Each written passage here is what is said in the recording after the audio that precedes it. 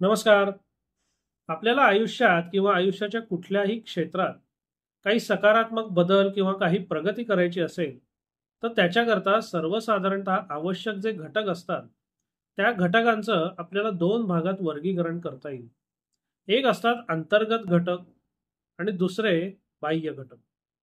आता याच्यापैकी बाह्य घटक जे आहेत, ते आवश्यक जरी असले, तरी एक तर त्याच्यावर आपलं पूर्णपणे नियंत्रण नसतं आणि बाह्य घटकाच्या अनुषंगाने जर तुमच्या अंतर्गत घटकामध्ये म्हणजे स्वतःमध्ये जर बदल होत नसेल, तर बाह्य घटक कितीही चांगले असले, कितीही सकारात्मक असले, तरी त्याचा विशेष उपयोग होत नाही किंवा त्याचे विशेष सकारात्मक परिणाम दिसून येत नाही.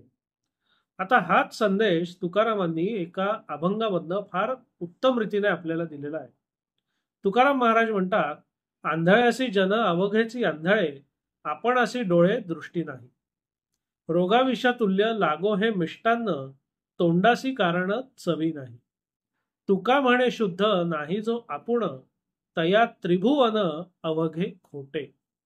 म्हणजे ज्या मनुष्याच्या स्वतःच्या डोळ्याला दृष्टी नाही, त्याला सगळं जग हे दृष्टीहीन किंवा अंधकारमयच आहे.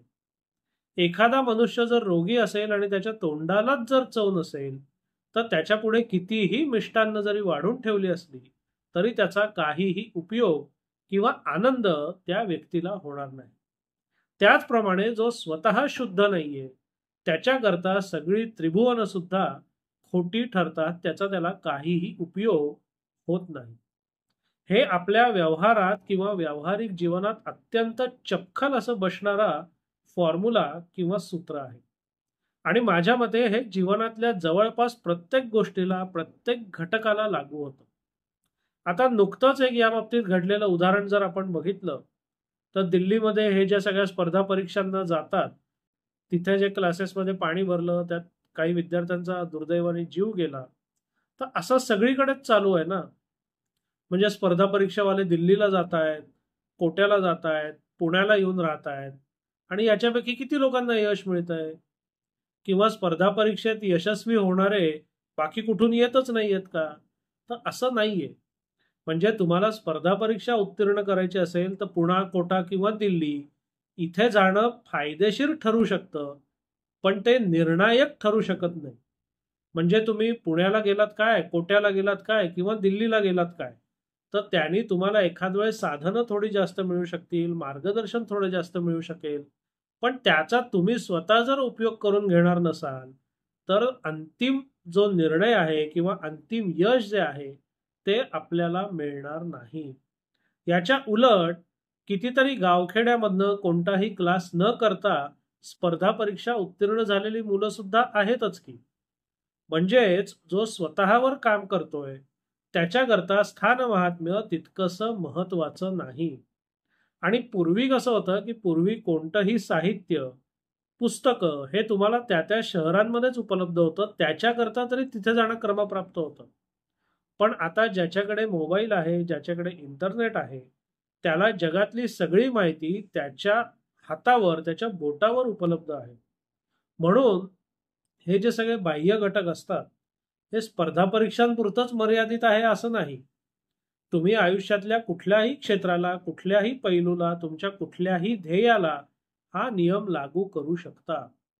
म्हणजे कोणतीही गोष्ट जर तुम्हाला साध्य करायची असेल, तर त्याच्याकरता आवश्यक घटकांचं तुम्ही आधी यादी करा.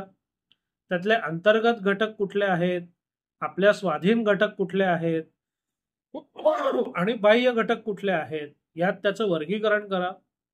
आणि जोवर तुमच्या स्वाधीन घटकांवर तुमचं स्वामित्व येत नाही, तोवर बाह्य घटक कितीही तुमच्या बाजूचे असले, तरी अंतिम यश तुम्हाला मिळणार नाही.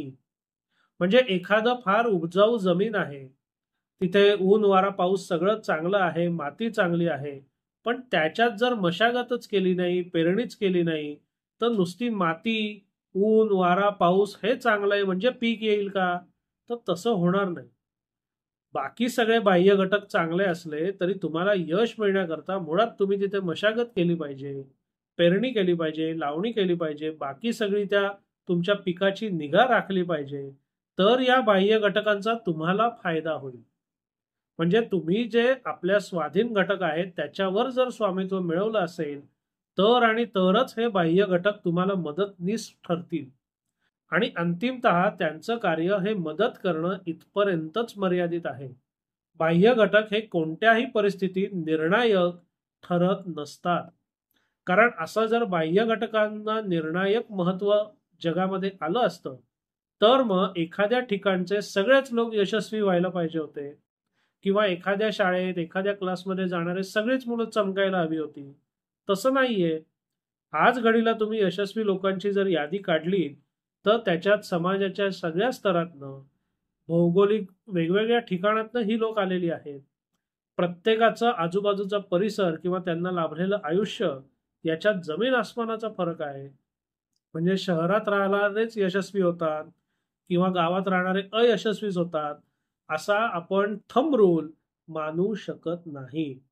आणि माझं तर असंच म्हणणं आहे की कोणत्याही बाबतीत जर तुम्हाला स्वतःमध्ये बदल करायचे असतील, स्वतः काहीतरी मिळवायचं असेल, तर तुमच्या स्वाधीन आधी ज्या गोष्टी आहेत त्यामध्ये तुमचं संपूर्ण नियंत्रण प्रस्थापित करायची शक्ती, विशेषतः मानसिक शक्ती जर तुमच्याकडे असेल तर हे बाह्य घटक तुम्हाला मदतनीस ठरू शकतील.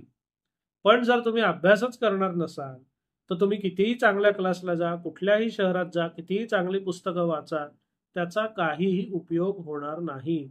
ते पालथ्या घड्यावर पाणीच ठरेल. पण जो अभ्यास करणारा आहे त्यांनी कुठेही कशाच्याही आधारे अभ्यास केला तरी त्याला यश मिळायची शक्यता ही कितीतरी टक्के अधिक असणार आहे. म्हणून जर आपल्याला आपल्यामध्ये सकारात्मक बदल करायचा असेल तर आपण शुद्ध होणं आधी आवश्यक आहे. कारण तुका म्हणे शुद्ध नाही जो आपुण, तया त्रिभुवन अवघे खोटे. म्हणजे आपण जर स्वतः शुद्ध, सक्षम, सकारात्मक आणि निर्णायक नसलो तर बाकी अगदी त्रिभुवनातली सगळी संसाधनं तुमच्या पायाशी आणून ठेवली तरी त्याचा तुम्हाला सकारात्मक उपयोग किंवा सकारात्मक परिणाम मिळण्याकरता उपयोग होण्याची शक्यता ही अगदी शून्य नाही तरी अत्यल्प निश्चितच आहे. म्हणून काम करायची सुरुवात ही स्वतःपासून करा. बाह्य घटकांकरता फार चिंता करू नका किंवा त्याच्यावर फार अवलंबित्व तुमचं आहे असंही समजून तोही न्यूनगंड बाळगू नका. तुम्ही असलेल्या साधनांनी स्वतःवर जर काम केलं तर बाह्य घटकांचं असणं किंवा नसणं हे निर्णायक यश किंवा अपयश तुम्हाला अजिबात देणार नाही. हे कायम ध्यानात ठेवा. तुम्ही शुद्ध होण्यावर लक्ष केंद्रित करा. अन्यथा त्रिभुवन मिळून सुद्धा त्याचा आपल्याला काही उपयोग होणार नाही. धन्यवाद.